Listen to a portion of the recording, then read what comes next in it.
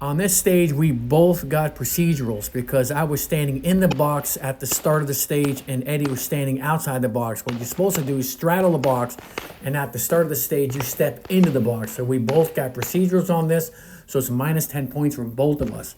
Other than that, we did good on the stage. Eddie was able to get the plates down quicker than I did. I wasted a little bit of time on there because I was shooting over the plates.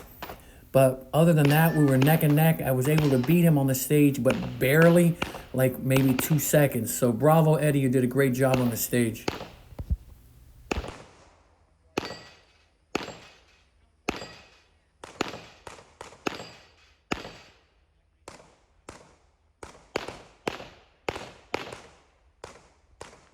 At the beginning of the stage, Eddie failed to step into the red box, so he had a procedural, which is not minus 10 points. Now, what's interesting about this stage was there's two no-shoot targets behind the metal plates. If you hit those, it's negative 10 points every time you hit them. Hence the reason why I'm bouncing back and forth, wasting time, trying not to hit those white targets. Now, Eddie hit those no-shoot targets 4 times, getting a negative 40 points. So Eddie received negative 50 points on the stage. Hence the reason why I beat him on the stage, and it just was not a good stage for Eddie.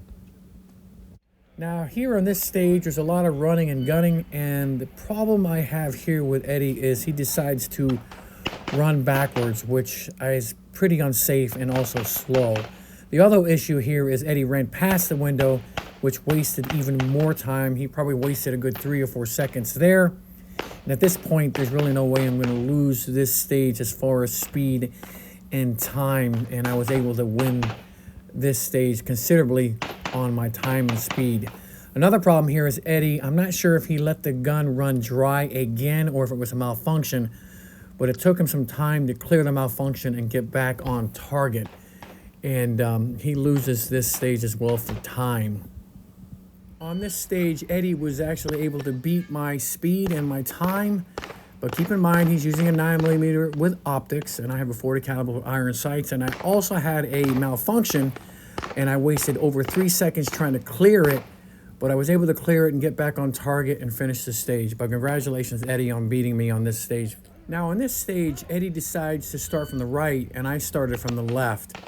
Now, what's interesting here is Eddie is using a 9mm with a red dot optic, and I'm using a 40 caliber with standard iron sights, and I was still able to get the stage done well before him.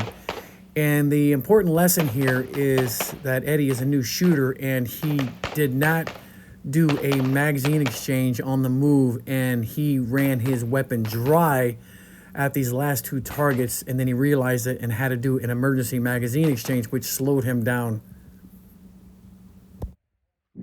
All right, so that's it. That's a commentary for these stages. I did want to put out there the scoring, some questions how they decide on who's first place or last place.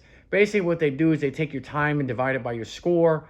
I really don't have the time to explain the scoring, but there's the cardboard target, there's the A ring, there was the C ring and the D ring. I'm not sure why there's no B ring, but anyways, you get points for that. You do get more points if you're shooting anything bigger than a 9mm, so I do get extra points because I'm shooting a big boy round, which is a 40 caliber.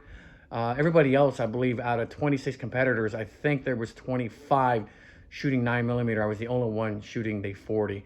Now, there are some penalties and procedurals where you'll get negative points. I mentioned in one of the stage where I believe Eddie twice, and I think I did it once, we were not in the starting position, the proper starting position, so that's negative 10 points. The white targets, if you hit those white paper targets, that's a negative 10 points. Every time you hit them, Eddie hit them 4 times, and he got 40 points negative on that stage, which really killed him.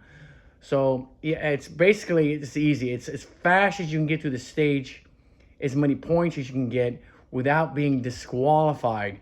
I was proud of Eddie. He didn't get disqualified his first match, and we trained a lot so he wouldn't do that. The way to get disqualified in these matches is pretty easy if you're not paying attention. If you're transitioning from one target to another, basically you're running or moving and you discharge your firearm, that is an automatic disqualification. The range safety officer will make you stop and you are done for the entire day. Another way to get disqualified is dropping your firearm when you're out there. I've seen it. If you drop it, you're automatically told to stop and you're DQ'd for the entire match. And I believe, oh, the other way to get disqualified is breaking the 180.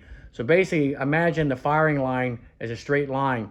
As long as your firearm is pointed 180 degrees down range, you're good to go. But if you break that 180, it's an automatic DQ and you will be done for the entire match. One of those stages when I was watching the video, I got damn close breaking the 180. So if you want to rewind, go to the stage where I say me and Eddie were running and gunning. If you see when I'm transitioning back towards the back of the firing line, you'll see me barely at the 180 degree, and I almost got disqualified. I'm not sure if the range safety officer saw that, but I watched the video continually over and over again. I did not break it, but it was very close. Anyways, thanks for watching this video and have a good day.